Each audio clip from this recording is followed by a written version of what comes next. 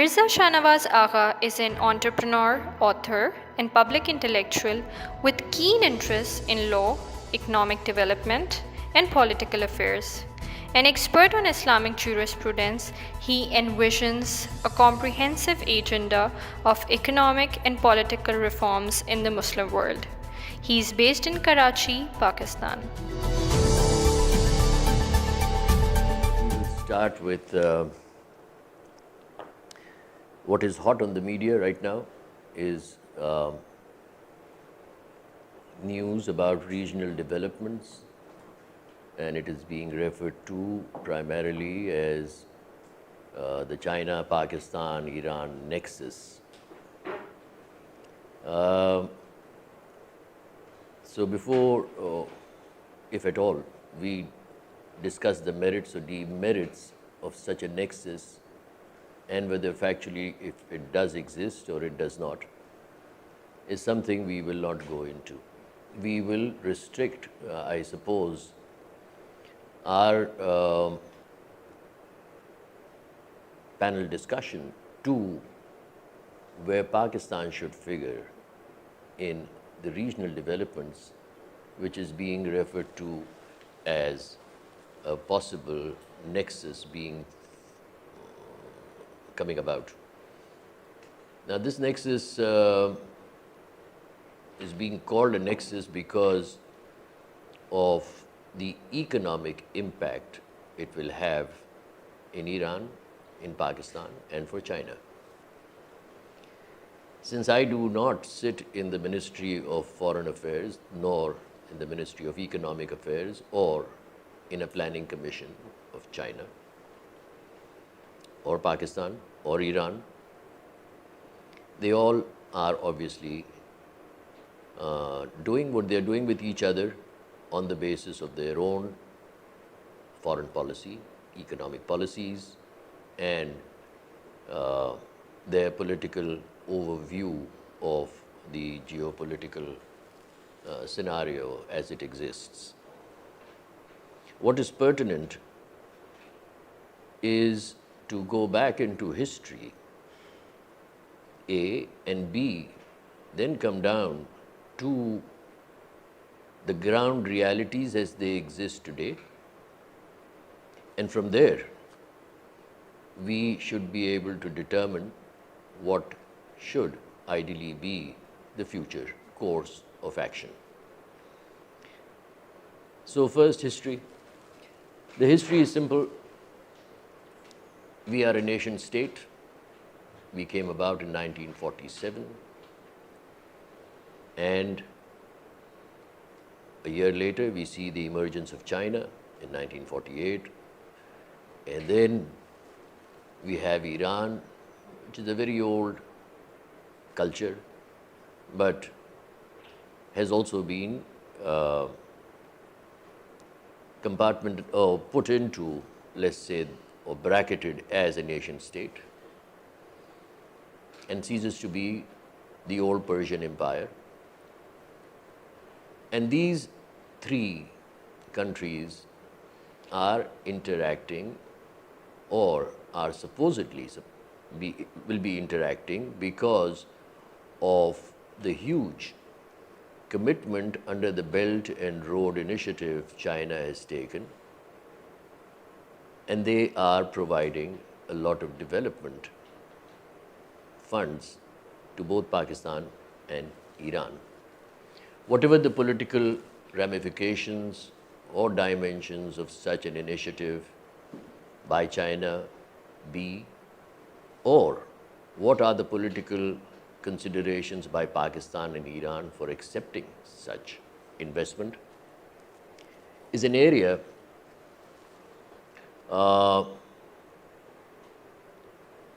to my mind spells out only one thing, and that is a resistance or a diversion from the course of traditionally relying upon the Europeans and the Americans for development purposes within the nation state of Pakistan and the nation state called Iran, or the Islamic Republic of Iran. Now, the history, therefore, is simple.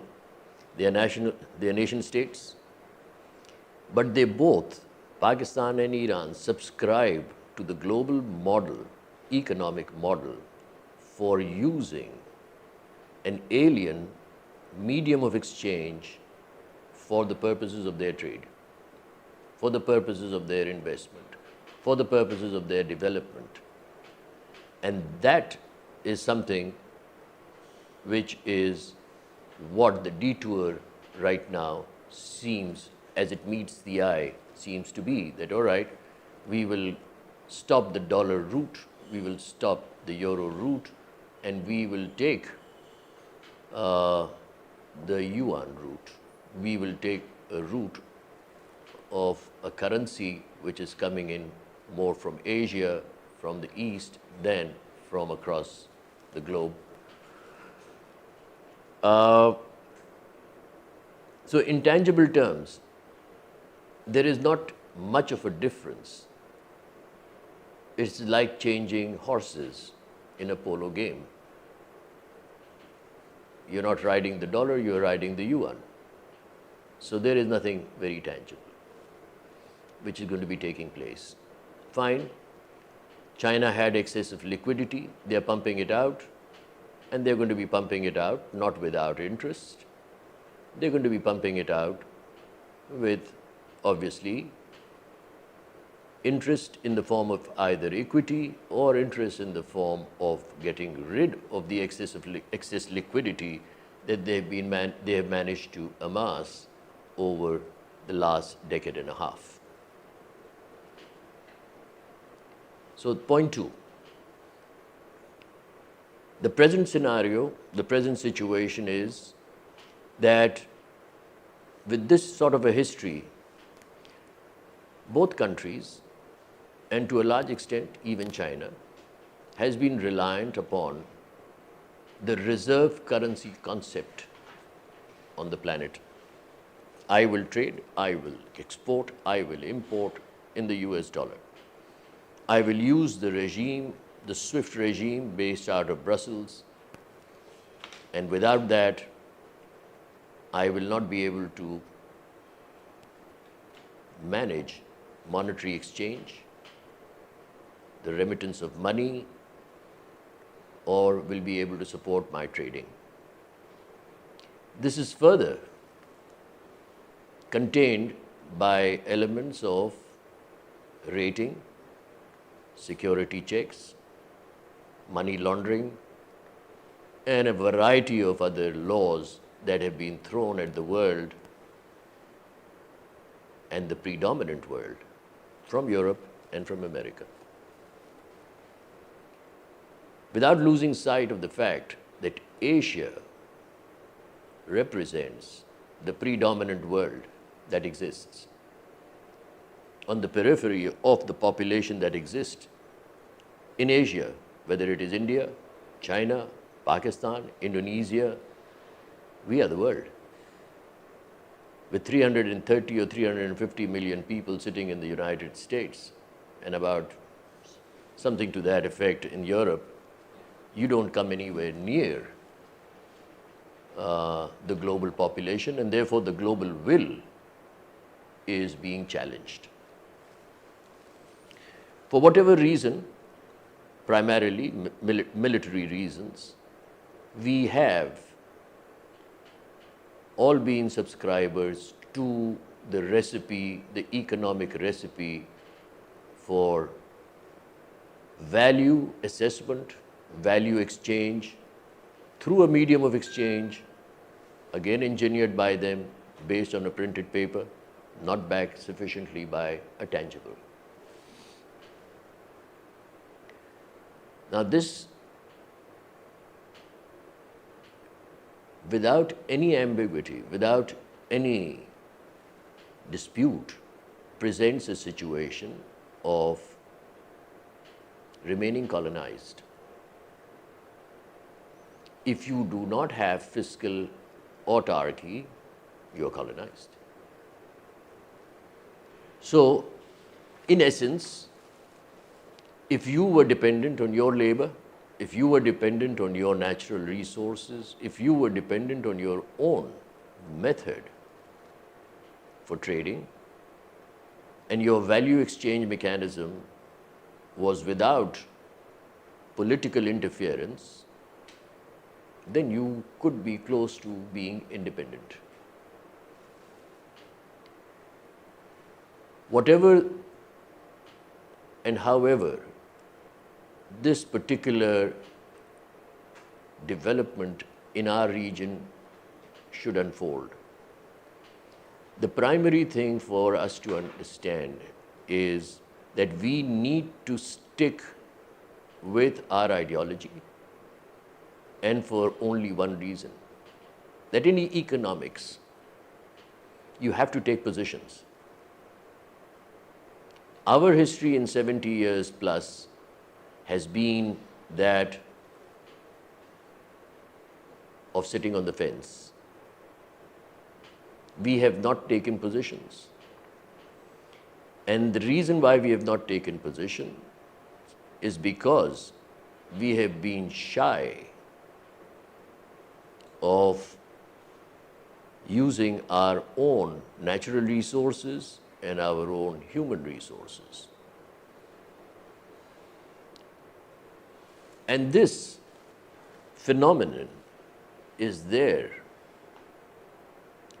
because one segment of our society have usurped in many ways the role of being rulers.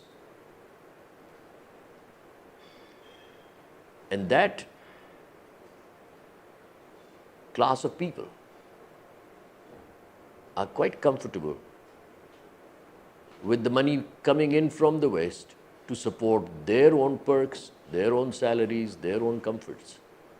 The rest of the country does not really matter. It is in our interest,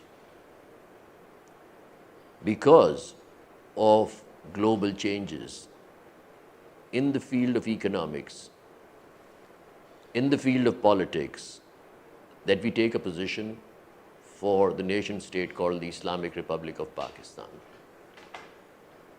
I would suggest the same for Iran, but it's not my place to make any suggestions for Iran. But it is undoubtedly my right and privilege as a Pakistani to be able to make a suggestion for Pakistan. And in our opinion, we need to take a position. That position has to be essentially linked, hooked to a certain philosophy. That philosophy is the philosophy of your state on the basis of which you are supposedly you have been founded. So that is the Islamic ideology. When you visit the Islamic ideology, you get to hear from the ruling elite that we can't take that route because the ideology has been dismembered by the clerics. There are Shias, there are Sunnis, there are Wahhabis, there are Ahle Hadith, there are Barelvis, and I don't know. There are so many different points of view on how the ideology ought to be viewed and be adopted.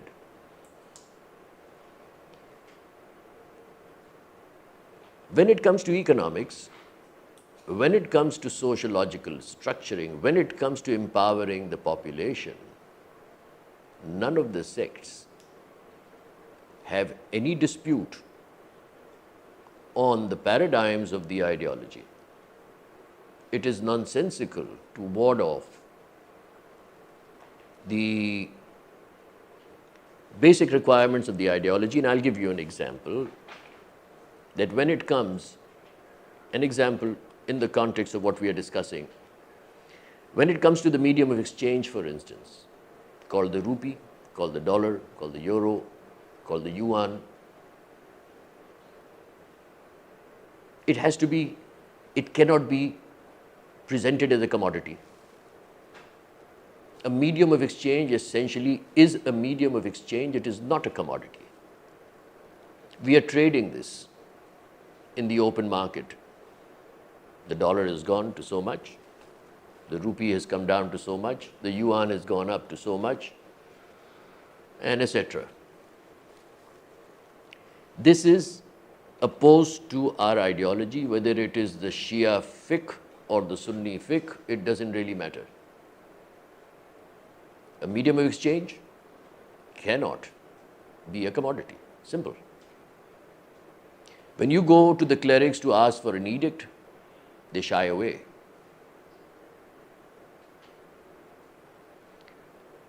And therefore, I mean, although personally I don't see a place for the clerics in Islam, but notwithstanding, the factual position, even if you rely on the Quran, if you rely on the Hadith, I mean, if the medium of exchange has to exist, which it does in any economic environment, it has to be linked to a tangible.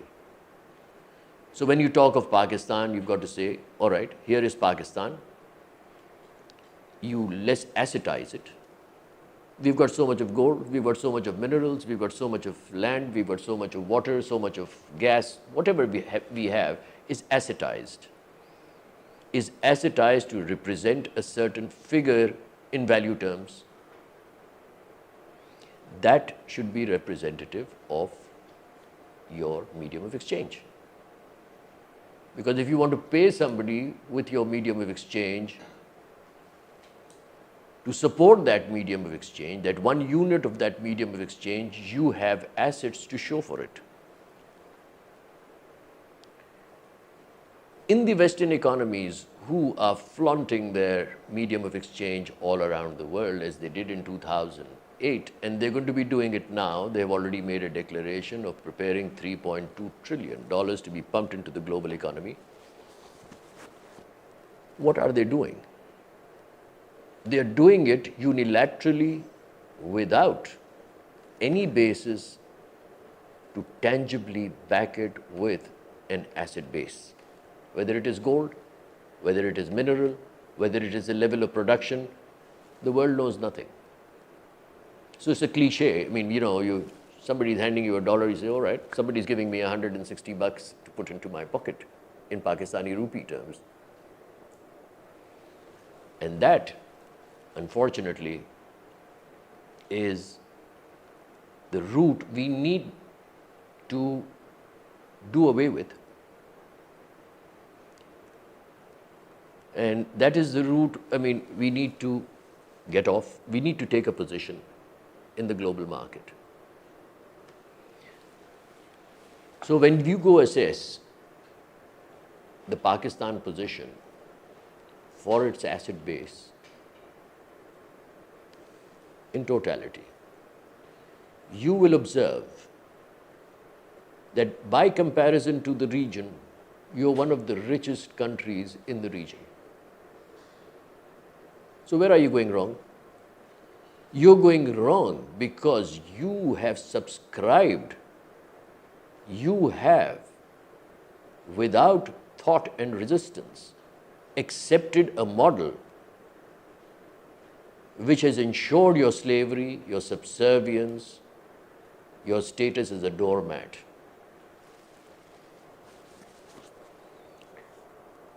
And that is the position we are trying to contest.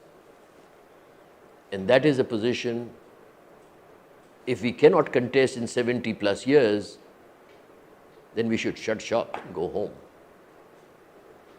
And this is something which I am telling the ruling elite. Shut shop, go home, you're incompetent.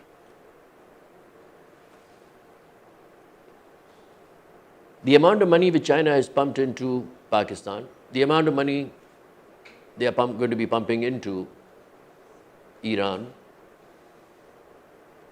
is on a basis of their economic objectives under the Belt and Road Initiative to achieve.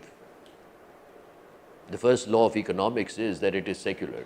So whatever they're doing for their benefit. And that's very good, it's understandable.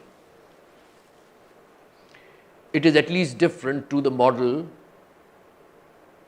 which was being followed by Europe and America, where they were giving out aid and keeping nation states in a state of debt to be able to dictate to them the policies they need to adopt.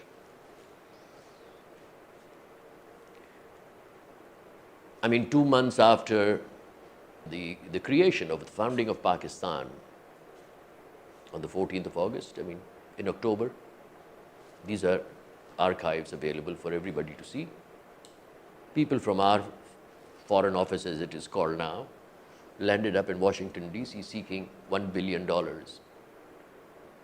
on terms to be dictated by them. It is mocked at even today in the archives. No particular society, no particular bunch of people have changed their lot with a begging bowl. And to further the debate, let one thing in addition be clear, which is that if money has to be a commodity by global consensus, let's invent our own money.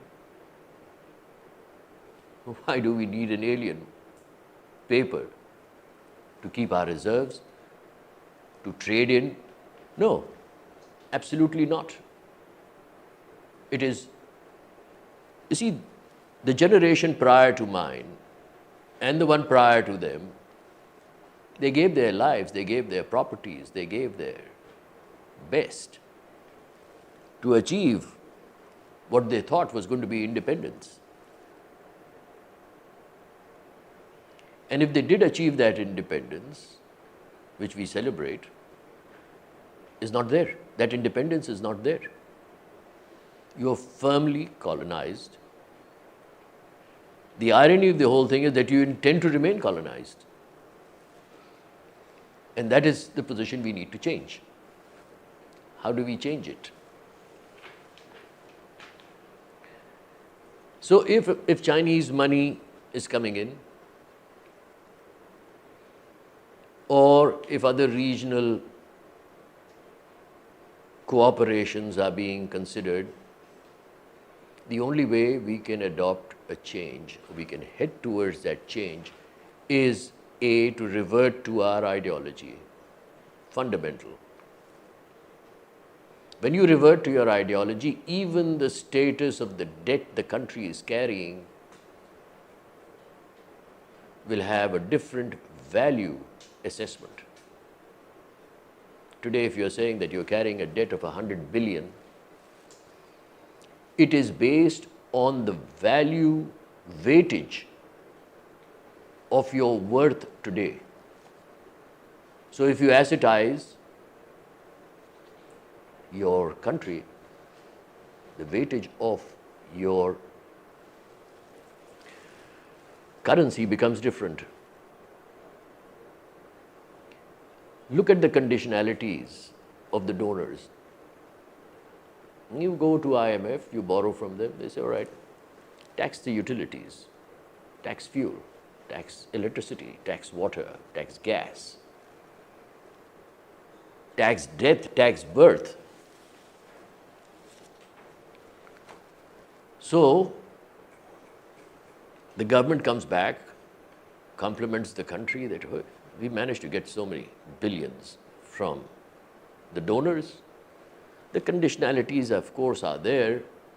So we are going to now tax you for all the essentials which enable you to breathe.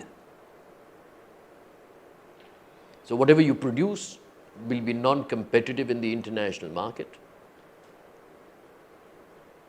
However you live will never be equal to anything in the developed world, so you will always be living in envy. You will always consider yourself as the underdogs, and you will always consider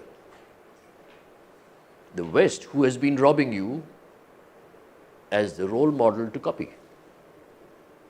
So socially, you are destroying your own nation, and economically, you are enslaving them for good. People talk of demonetization, and I told them, in fact, advised them in writing. I said, demonetization is not the answer. The answer is remonetizing the rupee.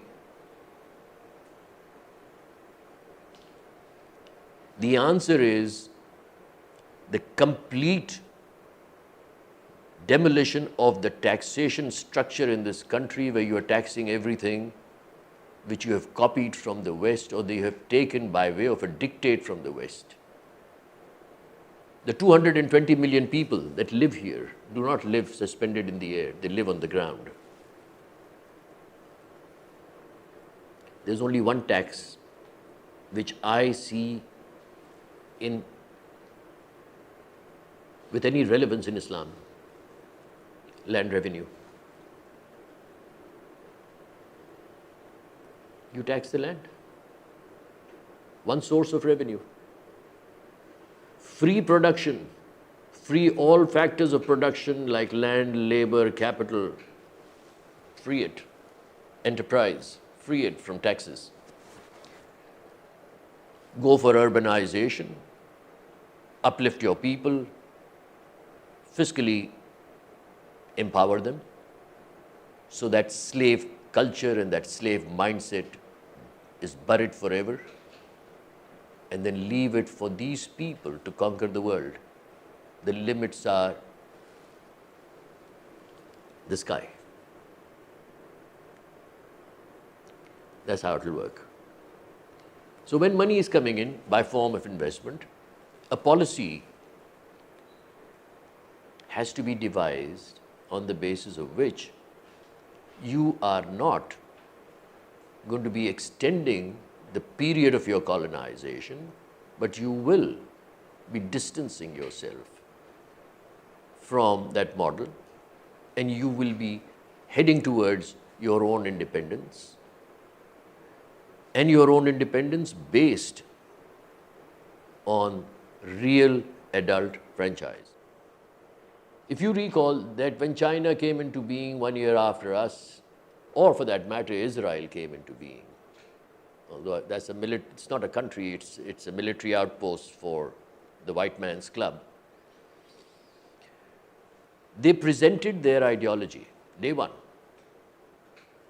We are this and we are nothing else. If Mao came and said that we are communists, so it was.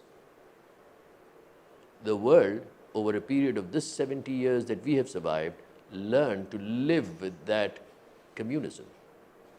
Whether that communism was in a process of evolution is another story, but the world had to interact with them. 1.5 billion people. You're 220 million people. Nobody's going to dump you in the sea. You will survive, provided you have an ideology that is worth the while. And the clerics will never give you an ideology. They don't. I mean, that's an economic vested interest in their own right. They're selling the message of Allah for some trivial amount of money. They know nothing about anything to do with sociology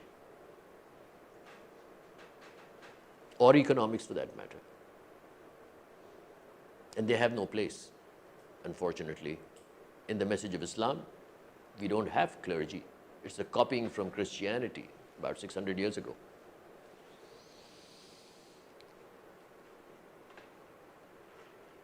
You cannot have monarchies, for instance. When the nation-state concept was being introduced, what were the West trying to do? They were handing out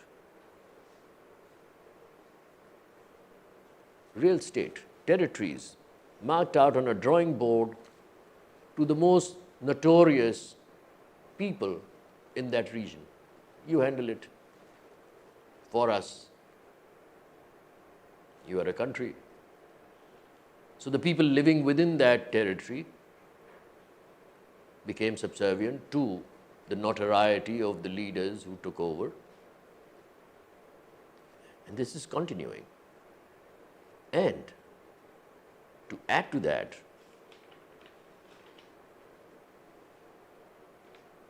the following of a debt regime being introduced by them to keep them subservient and in control was also acquired by them. That all right, you give me this kingdom and I use your money. How did you think the petrodollars came about, or the concept? So in our case, we have to, absolutely have to, take advantage of the current situation, geopolitically being presented to us in a platter. Forget about sanctions which are unilaterally imposed. Open our doors, remonetize our money, open our doors to the entire west of Pakistan, the CIS region, Iran, Turkey, even Albania, which is a Muslim stronghold in Europe, and all of the Arab region. We should completely do away with their playing with the Shia-Sunni divide, because it serves their purpose to fracture your unity. The difference between the nation-state concept and our ideology is they are dividing and ruling. You are voters of the thing called Ummah. You are uniting people. If a polarized region like Europe could create the European Union and bring about monetary union, keeping their ethnicity alive, you can go 100 kilometers in Europe and you'll find a different ethnic group. The Muslims are no different. You go 100 kilometers from here, you'll find a different ethnic group. What is keeping them under one umbrella? What is keeping them united? The monetary union. A. B. The method of governing subsistence levels. You get out of this area here where you're sitting. You go 50 kilometers east or 50 kilometers west or 50 kilometers south, you will find living conditions are radically different. So the man living there, or the man living here or there, is living in a state of envy, or he is conscious of the disparity which the system has created for him. If he has merit, if he has the same level of expertise, the same level of knowledge, he should enjoy the returns on his labor. That's another factor. That when the colonists left, they gave us laws on the compensation of labor. We are still following it. Inadequate compensation of labor. In a country which is agriculturally rich, our poor are not getting milk, they're not getting potable water, they're not getting proper nourishing food. So the problem is not with the people, the problem is with the system. The system has to be changed. The system of governance has to be changed. It has to stop being friendly to a bunch of people who are consistently calling the shots in this country. The power has to revert to the people under a certain plan. Now that plan basically comes out of your ideology. And the ideology is not the belonging of any cleric or any sect in Islam. The ideology is based on equity, is based on equality, is based on egalitarianism. It is not based on somebody telling you how to wear your pajamas and how to wear your kurta and how to wear a headgear. It's got nothing to do with it. And how long should be your beard? Irrelevant. So right now, when we look, or we would like to look into the future, positioning ourselves is absolutely fundamental to the way forward. And for positioning ourselves, we need to align ourselves to our ideology based on equity, based on equality, based on merit, and based on autarky of our medium of exchange. The medium of exchange cannot, absolutely cannot be subservient to an alien medium of exchange. If you have governors of the central bank, or if you have managers of your finance policies coming in from the donors, you're doomed. You don't need them here. They are not going to tell you how to achieve your independence. They will tell you how to get nailed to the system of remaining subservient.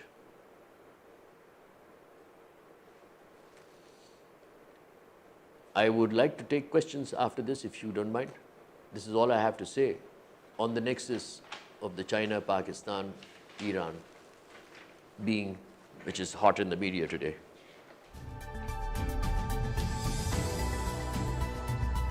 Thank you for watching. Click the videos on screen to watch more and make sure to subscribe for upcoming videos. Let the winds of change blow